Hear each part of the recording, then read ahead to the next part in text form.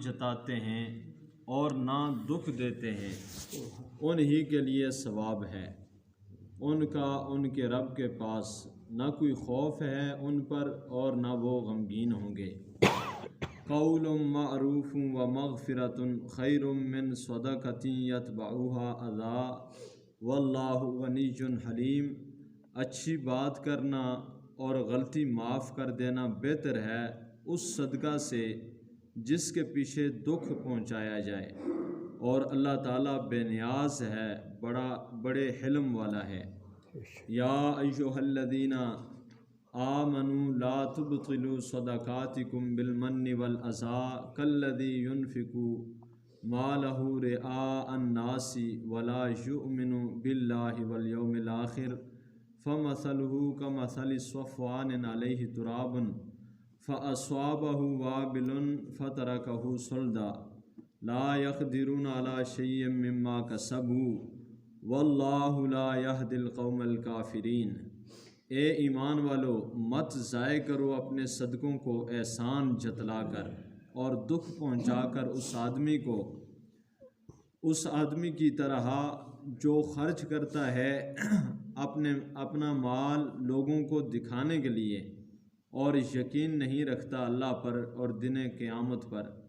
اس کی مثال ایسے ہے جیسے کوئی چکنی چٹان ہو، پہاڑ ہو جس پر مٹی پڑی ہو،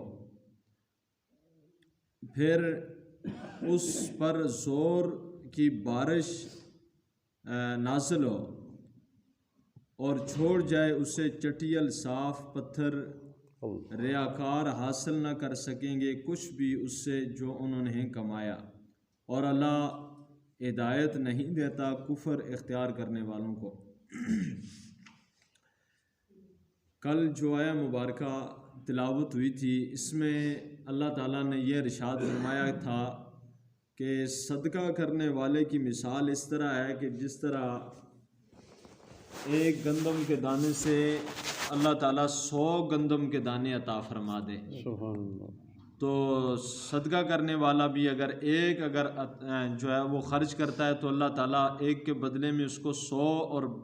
پھر آگے یہ فرمایا کہ واللہ یضاعف لمن یشاء، بلکہ اللہ تعالیٰ اس 700 پہ بھی بات منحصر نہیں ہے بلکہ اس سے بھی بڑھا دیتا ہے۔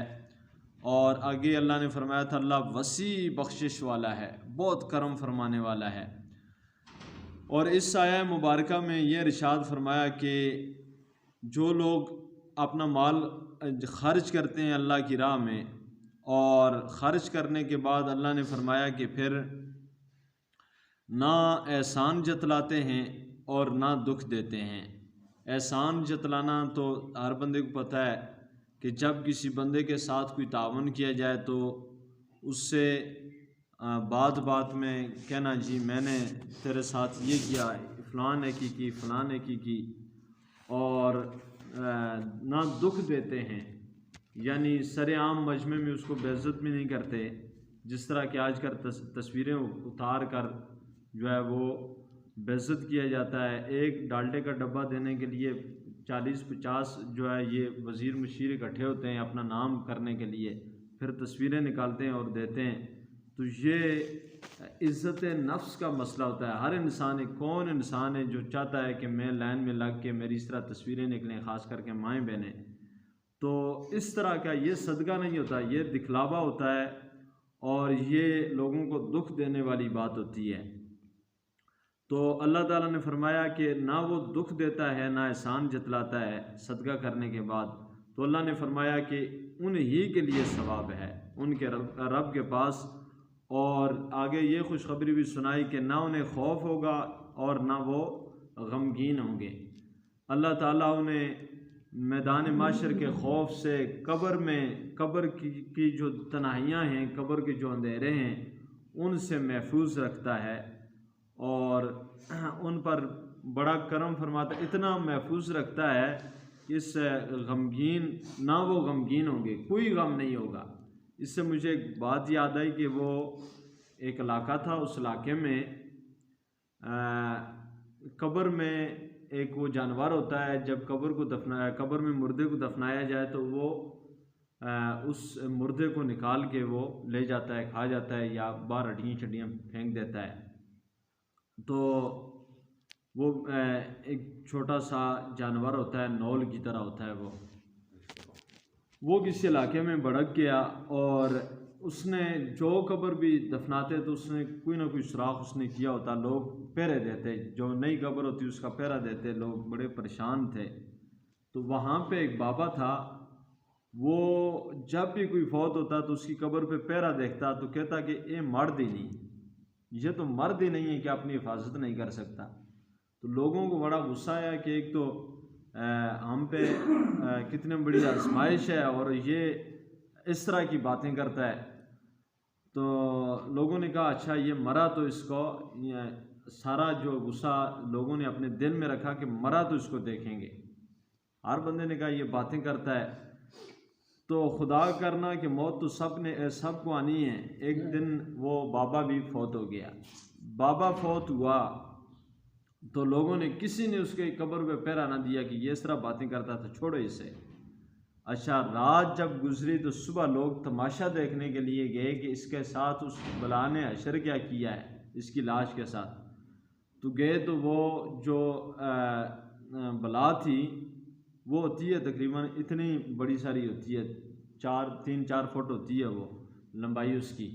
تو زمین پہ اس طرح رینگ کے چلنے والی ہوتی ہے۔ تو وہ جو ہے اوپر اس کا جو ٹانگیں تھیں وہ اوپر کی طرف تھیں، اور اس کا منہ قبر میں نیچے اترے، جو قبر میں گیا ہوا تھا، اور اس نے کہیں قبر میں سوراخ کیا تھا تو وہ اس طرح ٹانگیں اوپر آسمان کی طرف تھیں اور منہ نیچے تھا۔ تو لوگوں نے کہا اس نے اپنا کام تو کچھ کیا ہے، پتہ نہیں آگے کیا کیا ہے۔ تو جب اس کی قبر کو کھول کے دیکھا تو اس بابے نے جو ہے اپنے پاؤں کے دونوں انگوٹھوں سے اس کی گردن کو پکڑا ہوا ہے، اور وہ بلا مر گئی ہے، یعنی اس کی لاش نے اس کے انگوٹھوں کو پکڑا ہوا ہے۔ تو پھر لوگوں نے کہا کہ واقعی یہ مرد قلندر تھا، یہ مرد تھا۔ ہم مردوں کی صورت میں ہم مرد تو ہیں، لیکن ہمارے اندر وہ کوالٹی نہیں ہے۔ مرد اس سے کہتے ہیں اولیاء کی زبان میں جو اللہ تعالیٰ کی معرفت رکھنے والا ہو۔ تو وہ اللہ کے ولی، کہیں اللہ کا ولی تھا وہ شخص، لیکن لوگ پہچانتے نہیں تھے، اور وہ اسی طرف اشارہ کر رہا تھا کہ مرنے کے بعد بھی ان لوگوں کو پر اللہ کا اتنا کرم ہوتا ہے کہ کوئی چیز انہیں غمگین اور خوف زدہ نہیں کر سکتی۔ حتیٰ کہ اس نے حملہ کیا اس چیز نے، لیکن بابے نے پاؤں کے انگوٹھوں سے دبا کے اس کی جان ہی نکال دی، اور وہ جو بلا تھی وہ مر چکی تھی، اس سے نکال کے باہر پھینکا، اور لوگوں نے استغفار پڑھا۔ تو اسی چیز کو بیان کیا گیا ہے کہ حضرت مولانا سردار احمد خان رحمۃ اللہ تعالیٰ علیہ فیصل آباد والے بہت عظیم مشہور شخصیت ہیں۔ پاکستان میں اہل سنت و جماعت کا کام انہی نے شروع میں انہوں نے کیا ہے۔ آج تو ہر بندہ جو ہے آپ بے شمار لوگوں کو دیکھیں گے جو سنیوں کے سردار بنے ہوئے ہیں، لیکن اس دور میں یعنی جب تیز آندھیاں چل رہی ہوں، ٹھیک ہے، ہر طرف فتنے بپا ہوں، کوئی بندہ نام نہ لے سکتا ہو، تو اس دور میں مولانا سردار احمد خان رحمۃ اللہ تعالیٰ علیہ اعلیٰ حضرت کے خلیفہ ہیں۔ تو انہوں نے پاکستان میں یعنی اس خطے میں بہت بڑا آپ کا احسان ہے، اہل سنت کی پہچان کروائی کہ سنی کیا ہوتا ہے، ٹھیک ہے نا۔ تو آپ رحمۃ اللہ تعالیٰ علیہ کا انتقال ہوا، تو بعض انتقال کے بعد آپ کو جب غسل دیا جا رہا تھا تو غسل کے وقت جو چادر جسم پہ ڈالی جاتی ہے تو ہلکی سی آواز چلی تو وہ چادر سرکنے لگی، تو ممکن تھا، قریب ہی تھا کہ آپ کا جسم ننگا ہو جاتا، تو فوراً آپ رحمۃ اللہ تعالیٰ علیہ نے انگوٹھے کے ساتھ اس طرح اس چادر کو پکڑ لیا۔ اب تختہ غسل پہ، تختہ میت پہ انہیں غسل دیا جا رہا ہے، لیکن چادر کو سختی کے ساتھ پکڑ لیا، اور پکڑنے کے بعد جب کہتے ہیں آپ کے سیرت نگار کے غسل مکمل ہوا تو جب چادر ہم اتارنے لگے، کپڑے پہنانے لگے، تو اس وقت آپ رحمۃ اللہ تعالیٰ علیہ نے خود ہی اس چادر کو چھوڑ دیا۔ پہلے کسی نے چادر کو چھڑوا کوئی نہیں سکا۔ تو یہ لوگ ہیں جن کے متعلق اللہ نے فرمایا کہ ان کا ہر عمل جو ہے وہ خاص اللہ کی رضا کے لیے ہوتا ہے، اسی لیے فرمایا کہ ولا خوف علیہم ولا هم یحزنون، نہ انہیں کوئی خوف ہوگا اور نہ وہ غمگین ہوں گے، نہ انہیں جہنم کا خوف ہے، نہ اپنے اعمال کا خوف ہے، نہ انہیں قبر کا خوف ہے، نہ وہ غمگین ہوں گے۔ خوف ہوتا ہے کوئی چیز کے متعلق جو ہے وہ بندہ سوچے کہ بعد میں کیا ہوگا، ٹھیک ہے، مستقبل کے بارے میں جو خیالات آتے ہیں اسے خوف کہتے ہیں، اور غمگین ہوتا ہے بندہ ماضی میں جو عمل کیے ہوتے ہیں تو انہیں سوچ سوچ کے جو ہے بندہ غم کھاتا رہتا ہے۔ تو یہ دونوں چیزیں اللہ والوں میں یہ دونوں چیزیں نہیں ہوں گی۔ اور آگے اگلی آیہ مبارکہ میں اللہ نے فرمایا کہ اچھی بات کرنا اور غلطی معاف کر دینا بہتر ہے اس صدقہ سے جس کے پیچھے دکھ پہنچایا جائے، اور اللہ تعالیٰ بے نیاز ہے، بڑے حلم والا ہے۔ تو اس آیت مبارکہ میں ہمیں یہ فرمایا گیا کہ قول معروف، اچھی بات، ایک بندہ ہے اگر وہ کسی کو 1000 روپیہ دے کے اس کا جینا ہی حرام کر دے، اور دوسرا بندہ ہے اس کو کوئی اچھی بات کہہ دیتا ہے، اچھے طریقے سے مسکرا کے اس کے ساتھ بات ہی کر دیتا ہے، تو اس کا مسکرا کے بات کر دینا یہ اس کے 1000 روپے سے بہتر ہے کہ وہ اس کا جینا حرام کر دے، کیونکہ اللہ نے فرمایا کہ اللہ تو بے نیاز ہے، واللہ غنی، اللہ بے نیاز ہے۔ تو غلطی معاف کر دینا یہ اس صدقہ سے بہتر ہے کہ جس کے پیچھے دکھ پہنچایا جائے، لوگوں پہ صدقہ کر کے پھر انہیں دکھ پہنچایا جائے۔ دکھ سے مراد آپ سمجھ ہی گئے ہیں کہ احسان جتلانا، جگہ جگہ لوگوں کو بتانا کہ میں نے اس کو دیا جی، میں نے اس کو پالا، ٹھیک ہے، میں نے اس کے ساتھ یہ احسان کیا، میں وہ احسان کیا، تو یہ سب جو ہے دکھ پہنچانے والی بات ہے۔ تو اس سے بہتر ہے کہ انسان کسی کو اچھے طریقے کے ساتھ، حسن سلوک کے ساتھ کوئی اچھی بات ہی کر دے۔ اور سب سے اچھی بات مفسرین نے لکھا ہے کہ اس سے نماز روزے کے متعلق سمجھا دے، اس سے کہے بھئی میرے پاس تو اور کچھ نہیں ہے، لیکن غربت کی وجہ سے تو بے راہ ربی کا شکار ہو رہا ہے، ٹھیک ہے، تو اچھے سونے طریقے کے ساتھ کسی کو، مثال کے طور پہ ایک بندہ ہے وہ جوان ہو، اللہ نے اس کو ہاتھ پاؤں اور آنکھیں سلامت دی ہیں، وہ کام کر سکتا ہے، تو ایسا نہیں ہے کہ جاؤ جا کے کام کرو، یہ اچھا طریقہ نہیں ہے، ٹھیک ہے، اچھے طریقے کے ساتھ اس کو بٹھا کے کہ نبی پاک علیہ السلام کا فرمان سنائے کہ بروز قیامت جو مانگنے والا ہے وہ اس حالت میں آئے گا، اگر وہ حاجت نہیں ہے اس کو مانگنے کی، اور وہ پھر بھی گداگر ہے، گداگری کرتا ہے، تو وہ اس حالت میں آئے گا کہ اس کے چہرے پہ گوشت بھی نہیں ہوگا، اتنا ذلیل و خوار ہو کے آئے گا، لوگوں کے سامنے ہاتھ پھیلانے والا۔ تو اس طرح بندہ سمجھائے، تو اللہ نے فرمایا کہ یہ بات کرنا اس صدقے سے بہتر ہے جس صدقے کے پیچھے دکھ پہنچایا جائے۔ اور اچھی بات کی تو کیا بات ہے کہ حضرت موسیٰ علیہ السلام نے اللہ کی بارگاہ میں ایک دفعہ عرض کیا تھا کہ یا باری تعالیٰ، جو لوگ تیری طرف دین کی طرف، جو بندہ دین کی طرف لوگوں کو بلاتا ہے تو اس کو انعام کیا عطا فرماتا ہے؟ تو اللہ تعالیٰ نے فرمایا کہ موسیٰ، میں اس کو ہر کلمے کے بدلے میں، بات میں کتنے ہی کلمے ہوتے ہیں، ٹھیک ہے، تو ہر کلمے کے بدلے میں میں اس سے 1 سال کی عبادت کا ثواب عنایت فرماتا ہوں، اور اس کو جہنم کی سزا دیتے ہوئے مجھے حیات دی ہے۔ تو جو نیکی کی طرف لوگوں کو بلاتے ہیں بہت بڑا اللہ تعالیٰ کا انعام ہے یہ۔ اور پھر اگلی آیہ مبارکہ میں اللہ تعالیٰ نے اہل ایمان کو یہ فرمایا کہ اے ایمان والو، اپنے صدقات کو مت ضائع کرو احسان جتلا کر اور دکھ پہنچا کر، اس آدمی کی طرح جو خرچ کرتا ہے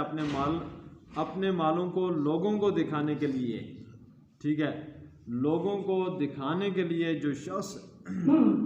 خرچ کرتا ہے اس کا اللہ کے ہاں کوئی ثواب نہیں ہے۔ اس کی مثال اس طرح ہے کہ بعض دفعہ اس طرح ہوتا ہے کہ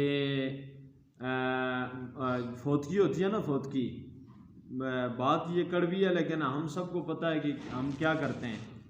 جب فوتگی ہوتی ہے تو فوتگی میں اس طرح ہوتا ہے کہ بعد میں ختم پڑھائے جاتے ہیں، ٹھیک ہے، وہ ختم پڑھانا بہت بڑا ثواب ہے، لیکن اس کے لیے شرط یہ ہے کہ جو پڑھانے والا ہے وہ یہ ارادہ کرے کہ میں اللہ تعالیٰ کی رضا کے لیے پڑھا رہا ہوں، ٹھیک ہے نا، اللہ کی رضا کے لیے پڑھا رہا ہوں، اور پڑھانا چاہیے اس لیے کہ مرنے والا، حضور نے فرمایا کہ وہ ڈوبنے والے کی طرح ہوتا ہے، وہ اس تڑپ رہا ہوتا ہے، ڈوبنے والا ہوتا ہے، وہ ہر چیز کو ہاتھ مارتا ہے، چاہے تنکا آ جائے تو اسے بھی پکڑنے کی کوشش کرتا ہے، کسی طرح میں کنارے لگ جاؤں۔ تو مرنے والا بھی اسی طرح ہوتا ہے کہ کاش کہ کوئی بندہ میرے لیے دعا کر دے، کوئی سورہ فاتحہ پڑھ کے، سورہ اخلاص پڑھ کے، قرآن پڑھ کے کاش میرے لیے دعا کر دے، اللہ تعالیٰ مجھے اس منزل جو ہے سخت منزل سے نکال دے، وہ اس طرح تڑپ رہا ہوتا ہے۔ لیکن ختم بندہ اس لیے پڑھائے کہ اگر میں نے نہ پڑھایا تو برادری والے کہیں گے جی اس نے تو پیچھے کوئی صدقہ ہی نہیں کیا، ٹھیک ہے، تو آپ اندازہ لگائیں کہ اس نیت میں اللہ کی رضا ہے یا بندے نے لوگوں کو خوش کرنے کے لیے کیا ہے۔ اور اس کی مثال مفسرین نے اس طرح دی ہے کہ ایک شخص تھا، وہ کتابوں میں لکھا ہے کہ ایک شخص تھا، وہ اس نے سنا کہ فلاں جگہ پہ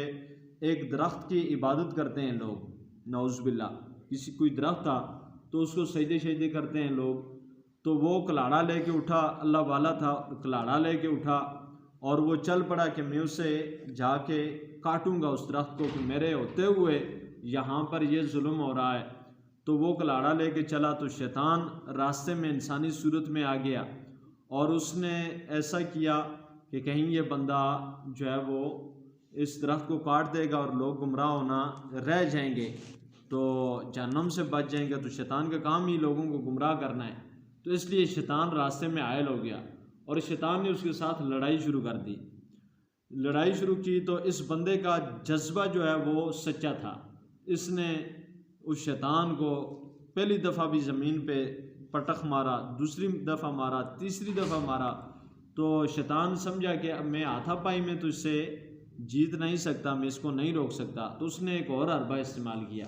اس نے کہا بھائی تو اس درخت کو چھوڑ دے، تو درخت کو تو اگر کاٹ دے گا تو یہ لوگ ہیں گمراہ لوگ ہیں، کسی اور چیز کے پیچھے پڑ جائیں گے، تجھے کیا ہے، جا تو اپنی عبادت کر، تو میں تجھے اس کے بدلے میں، اچھا اس بندے کو نہیں پتا تھا کہ یہ شیطان ہے، اس نے سمجھا کوئی انسان ہے، تو اس نے کہا کہ میں تجھے اس کے بدلے میں روزانہ ایک اشرفی دیا کروں گا، تو وہ اشرفی تجھے تیرے تکیے کے نیچے روزانہ صبح کے وقت مل جائے گی۔ اس بندے نے سوچا کہ چلو غریب آدمی تھا تو اس کے ذہن میں یہ بات بیٹھ گئی، اگر میں نے درخت کو نہ کاٹا، اگر کاٹ دیا تو لوگ کسی اور چیز کے پیچھے پڑ جائیں گے۔ اب وہ واپس ہوا تو پہلے دن اس کو اشرفی صبح کے وقت ملی، دوسرے دن پھر ملی،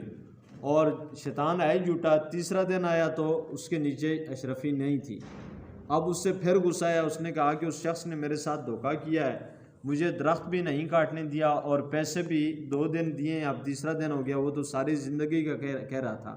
تو تیسرا دن ہو گیا ہے کہ پیسے آنا ہی بند ہو گئے ہیں۔ وہ کلاڑا لے کے پھر چل پڑا، تو اسی مقام پہ پہنچا تو شیطان پھر انسانی صورت میں سامنے تھا، اور شیطان نے پہلا ہی تھپڑ اس کو مارا تو زمین پہ گرا دیا۔ جب زمین پہ گرا تو اس نے کہا باری تعالیٰ یہ کیا، میں تو تیری راہ میں نکلا تھا، تو کل تو نے مجھے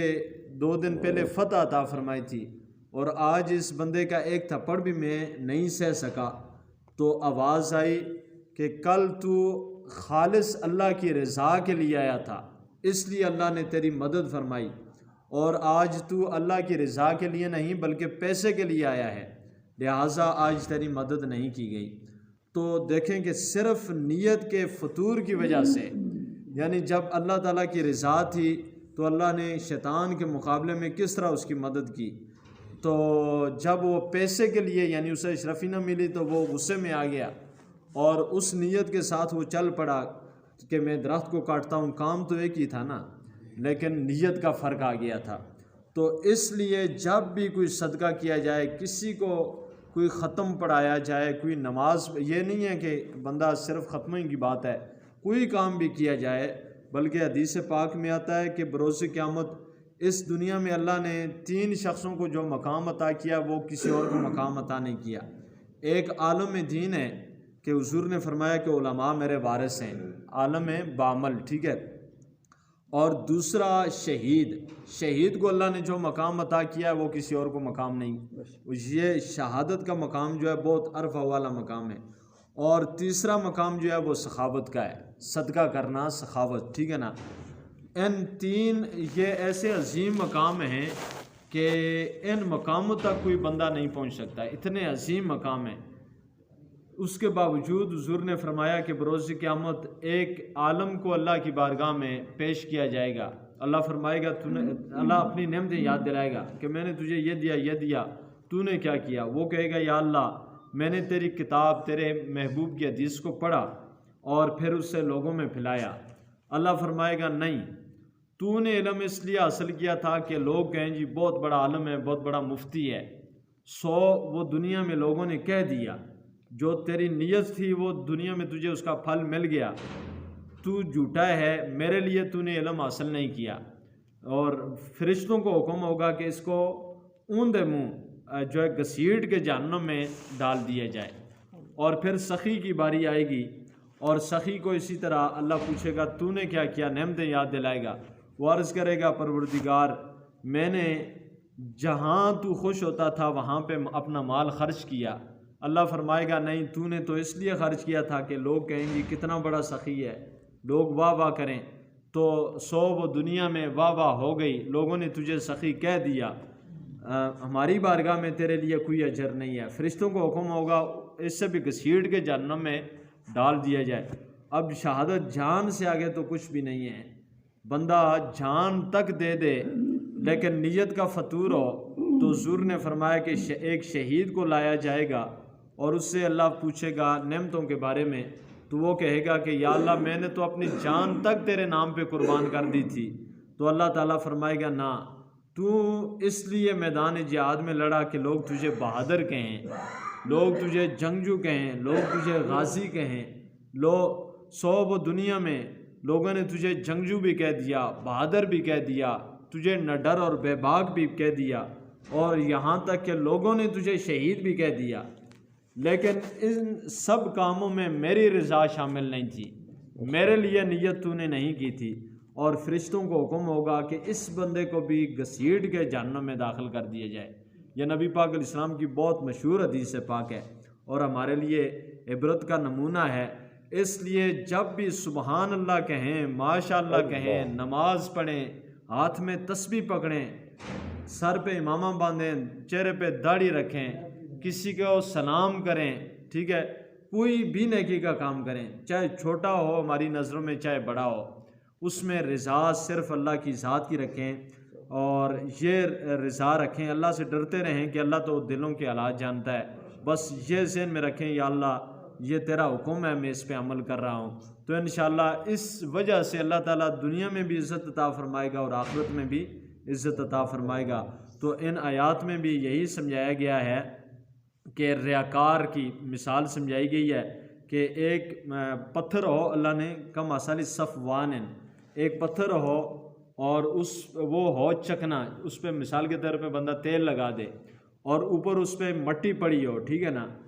تو وہ چکنا ہوگا. جب بارش ہوگی تو وہ ساری دھول جو ہے وہ ساری مٹی صاف کر دے گی اس کو، ٹھیک ہے، پتھر بالکل صاف ہو جائے گا. تو اسی طرح ریاکار کی مثال ہے کہ جب وہ کوئی عمل کرتا ہے